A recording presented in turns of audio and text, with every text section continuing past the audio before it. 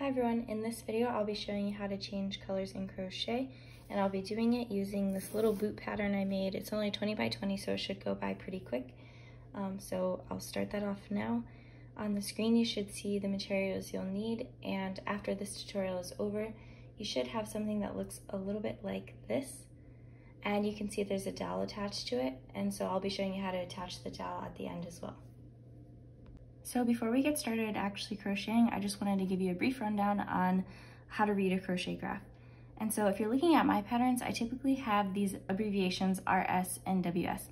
This stands for right side and wrong side.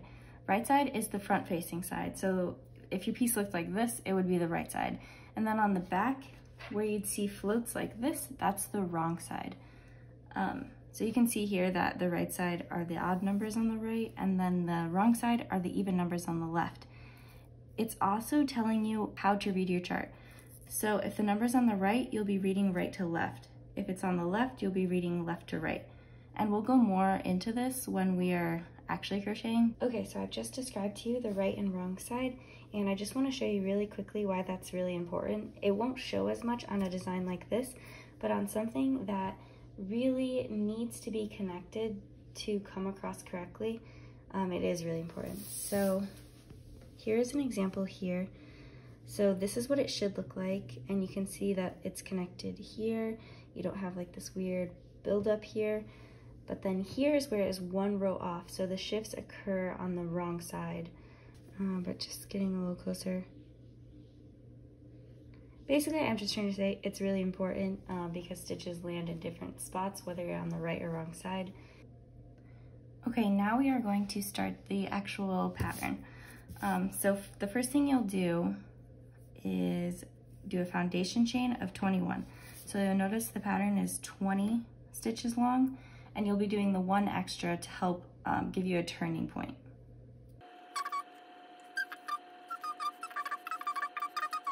Then when you have 21, you'll be placing your first stitch. So starting here on the right where the 1 is, you'll be placing your first stitch in the second stitch from your hook. So you can see there's 1, 2.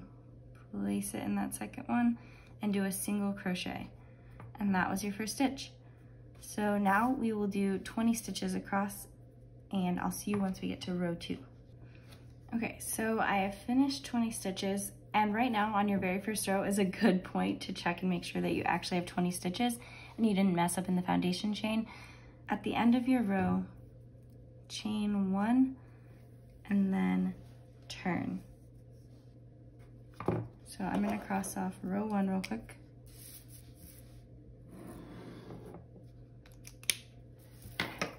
And now we are starting row 2 on the wrong side. So we'll be reading left to right. Okay, so I've reached the end of row 2. I'm gonna chain 1, and then I'm gonna turn it over. So crossing row 2 off, now we'll start a color work row. So I can see that I'm on the right side row, which means I'll be reading right to left, and I need to do 2 white stitches, and then I switch to blue. So to do that, do 1 stitch in white, and then on the second stitch, pull it up, but do not finish the stitch. So you have the 2 loops, if you're doing single crochet, on your hook, and then you'll want to grab and introduce your new color. And because this is the right side row, that means you are seeing the front side, which means all of your floats need to stay behind you.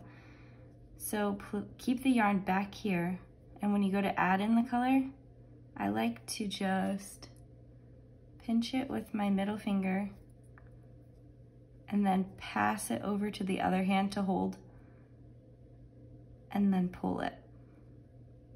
And then I'll grab that end there and pull it over to the side that I'll be crocheting over so that I can weave it in. So this looks a little loose. I'm gonna pull it a little tighter. And I'm gonna do 1, so I need 3, 2, and I'm weaving that in. So this is what it looks like from the back. So you go in, wrap the yarn around, pull it up, and I'm on my third stitch, so I'm not gonna finish it. I'm gonna switch back to the white color. So pull that over. And make sure you don't pull too hard or else it'll pinch or snag like that and you'll have tension issues. So I like to like hold it out a bit. And if I'm on my desk, I typically will do this, like literally hold it down and then wrap it around. Pull that blue to make sure it's tight.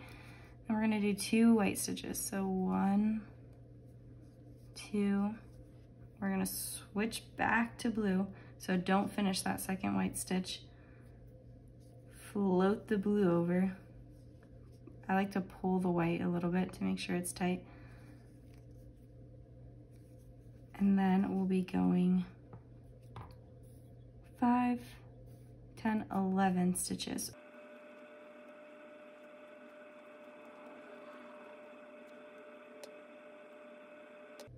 Okay, I'm on my 11th one. Pull it up and hold it. So you could float this over, but I really recommend just doing a mini skein. I did make a little mini skein ahead of time. It's also, you could just use scrap yarn if you have a scrap of that other color. And then we're gonna work that in as a new skein. So here's how I do that. Since it is the right side, you would wanna float it back or add in the color through the back. So I like to pinch it, swap it over to the other finger, pull the end over so that I can weave it in. Then 1, 2, chain 1, and flip. So technically now we have 3 skeins attached to our piece, but 2 colors. So this is kind of a mix of Fair Isle and Intarsia crochet. So Fair Isle is where you do the floats. Intarsia is where you have the multiple skeins. So I like to just say that it's a mix of that the way that I crochet. And it's just the way I suggest, because you don't always need to add in a new skein for every part, especially when it's small shifts like that. So we've just finished row 3. Now row 4. I can see that I will be taking the blue 1 over the previous row. So instead of actually counting them out, I will just acknowledge that I'm going 1 over. So reading left to right, 1, 2, pull in the blue. And this is what it looks like when you're on the wrong side. So this is our first time changing colors on the wrong side. Instead of pulling that yarn how we typically would over here, pull it towards you. So then adding in the blue, you'll just yarn over. And you can see that the yarn is now covering the next stitch. Just make sure you don't lose that next stitch and skip it or something. So now I'm just gonna crochet 1 over the next row. So that'll be that stitch there.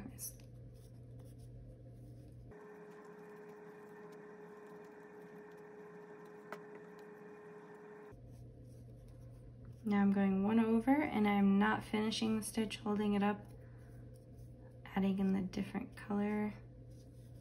It's only 1 stitch, so don't finish it. Float the blue over. And then I need 3 blue stitches.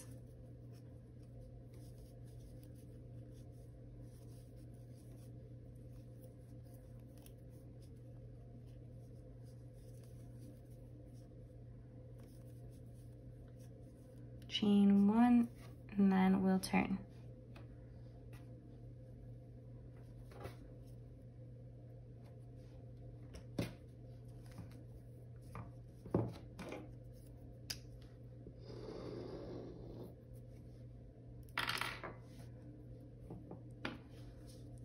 So starting row 5 is a right side row, and so you'll be seeing the front towards you and you'll be floating in the back. So we'll be doing 2 white stitches, pull over the blue, and see that tension is really loose. all you have to do is pull that white one to bring it back. And then I can see that I'm just going fully across to where the blue ended before.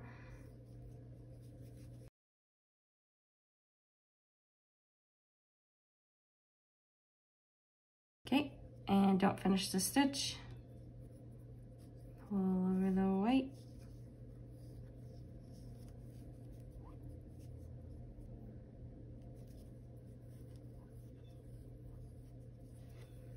Chain one and then flip it over.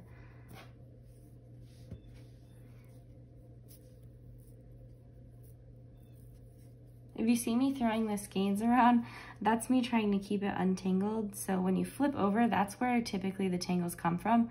So I like to just try and right it, like as soon as I'm flipping. Otherwise you'll get big tangles, which is always gonna happen. It always happens to me during pretty much every project. You just kind of have to accept that you'll be taking untangling breaks. Okay, so we just finished row 5. Row 6, wrong side row, the floats will be coming towards you. And I can see I'm doing 3 white stitches this time, so going 1 over the blue. 1, 2, 3. Pulling in the blue, and I'm just gonna go all the way to where the blue ended before.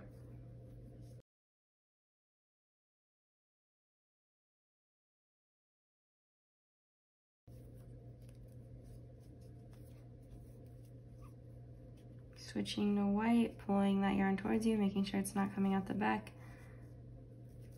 2 stitches, chain 1. Now we're flipping.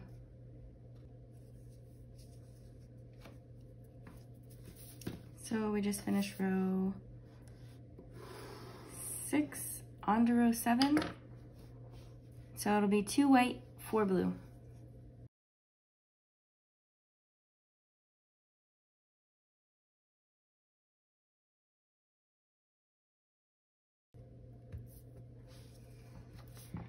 We just finished row 7.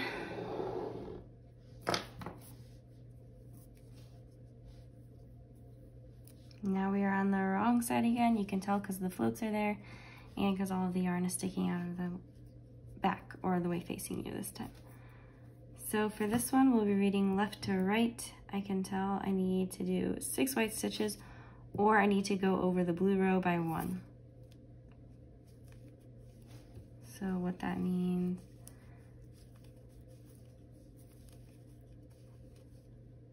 is that I'll be going over 1 stitch of the blue row. Then pull the yarn towards you and over to the right, bring up the blue. And we'll be doing 3 blue stitches. 2, 3.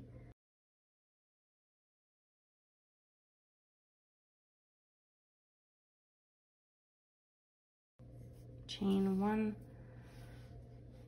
And then flip. Okay, so we've just finished row 8. I'm gonna cross it off. And now we're gonna move on to row 9.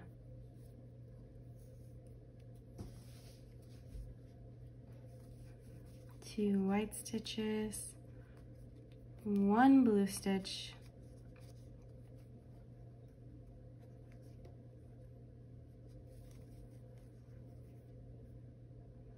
and then back to white.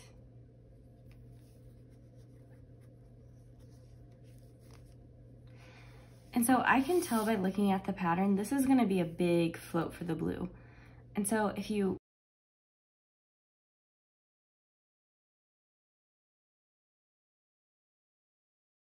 want to float, you really can, and I'll show you this time how to do that. But I would recommend actually adding in another mini skein at this point. Just because big floats cause tension issues, they can get hung on things. I obviously do them still because sometimes you just don't want to make a mini skein, but I really do recommend, if you can, add in another mini skein. But if you're not going to, here's what I would do. So as you're working with the white yarn, I would go maybe 1, 2, 3 stitches And then when you go to do your fourth one, I would pull it over as if you're trying to weave it in and just go over it so that it helps carry it along. So I'll just show you that one more time before we switch to the blue. So as you're going to do your stitch, so here it is, you go in, pull the blue over top of the hook, grab the white so that the white is tugging over it, pull it through and do your stitch like normal.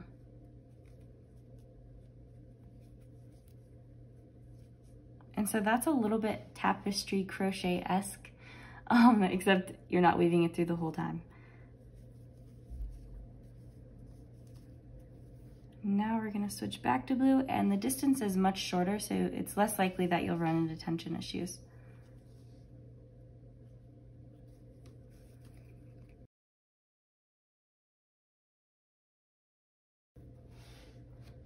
So we just finished row 9, I'm gonna cross that off.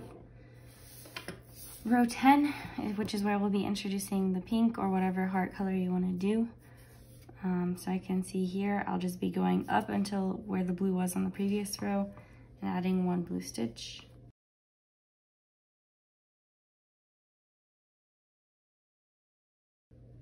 And now I'm gonna add in the pink. So I am on the wrong side, so I'll be adding it in through the back side or the side that's facing me. I'm gonna pinch it down, wrap it around, so you go under and then over. And then swing it over to the direction you'll be crocheting in and do 1 stitch. Don't finish it since you're changing colors.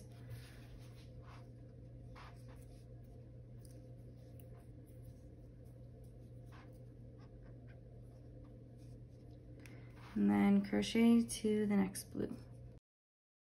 So at this point, I'm not gonna do another big float like that. I am just going to add in my other mini skein. So once again, hold it towards you, pinch it down, swap to the other finger, 1 stitch, pull it to the right,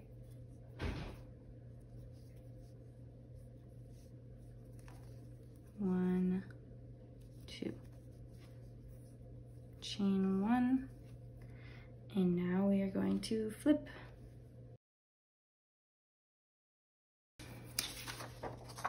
And we've just finished row 10. Moving on to row 11. The only difference is that you're adding 1 extra pink stitch on each side.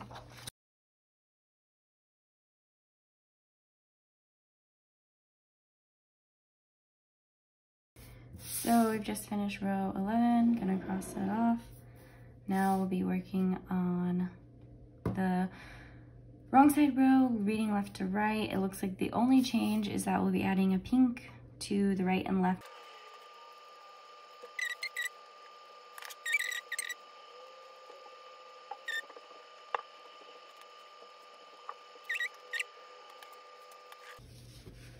So that's what it should look like right now. We've just finished row 12.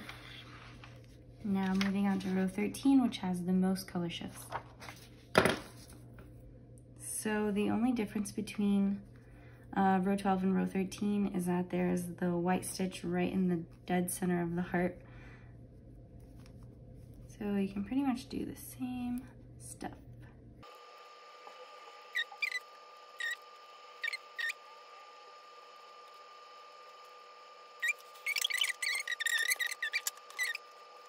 Cross off row 13 and move to row 14, which is our wrong side row, and it'll be fairly simple.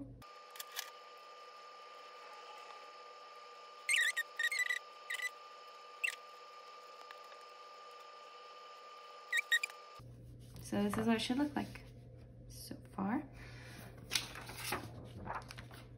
Crossing off row 14, now we're on row 15, which is the same as row 14.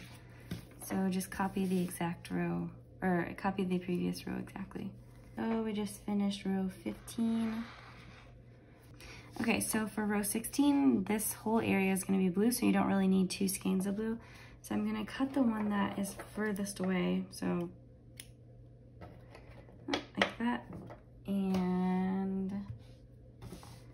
it's gone.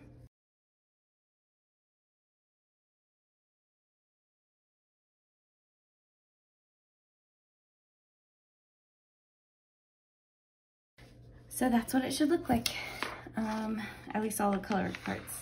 Now we'll just finish off by adding 2 white rows, and do not fasten off at the end of row 20 because I will show you how to add in the dowel.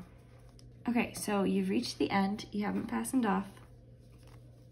Chain 1 as if you're starting a new row. Then grab your dowel or whatever you're using.